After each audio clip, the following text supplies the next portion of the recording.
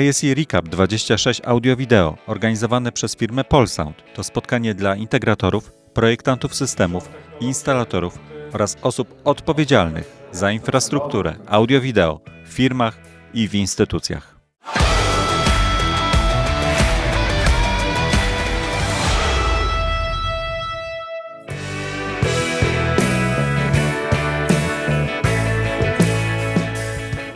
Wydarzenie prezentuje najciekawsze technologie pokazane już wcześniej podczas Integrated Systems Europe 2026. Zamiast klasycznej konferencji organizatorzy zaproponowali formułę hands-on, czyli z działającymi już systemami i możliwością przetestowania rozwiązań w zaprojektowanych już konfiguracjach.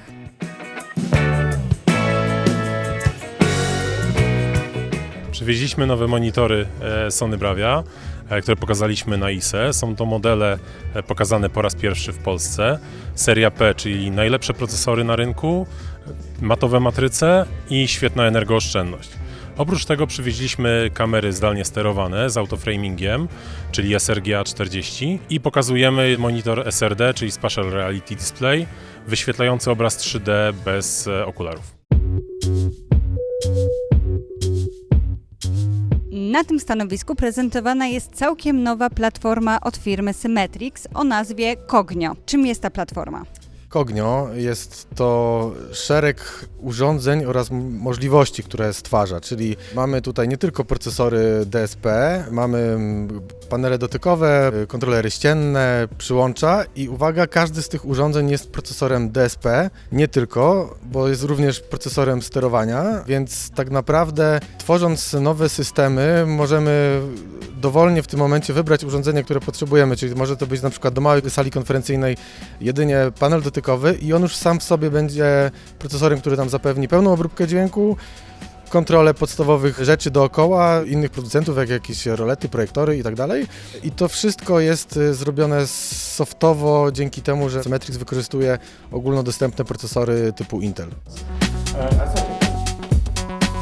Podczas ISE Recap 2026 w Łomiankach zaprezentowane zostały również urządzenia AV over IP, czyli przesyłania audio i wideo poprzez sieci IP. Co to za urządzenia tutaj pokazaliście i jakie firmy macie w swojej ofercie? Staramy się cały czas rozbudowywać to portfolio. Główną marką, na której opieramy tę ofertę, jest oczywiście Visionary Solution.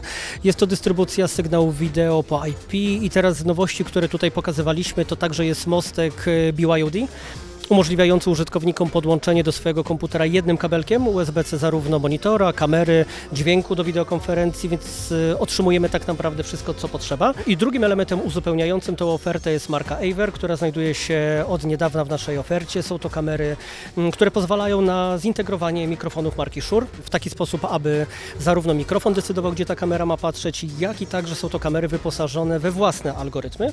Efekt tego jest taki, że niezależnie czy to mają być dynamiczne, czy w miarę statyczne kadry, czy wielokamerowe, jesteśmy w stanie tego typu systemy skonstruować. Myślę, że efekt jest lepszy nawet niż użytkownicy przywykli do niego przez wiele ostatnich lat, dlatego bardzo chętnie dzielimy się i pokazujemy, jak możemy tego typu systemy skonstruować, nawet lokalnie u naszych klientów. Za nami cały dzień pełen wykładów i hands-onów. Jak byś mógł podsumować to wydarzenie?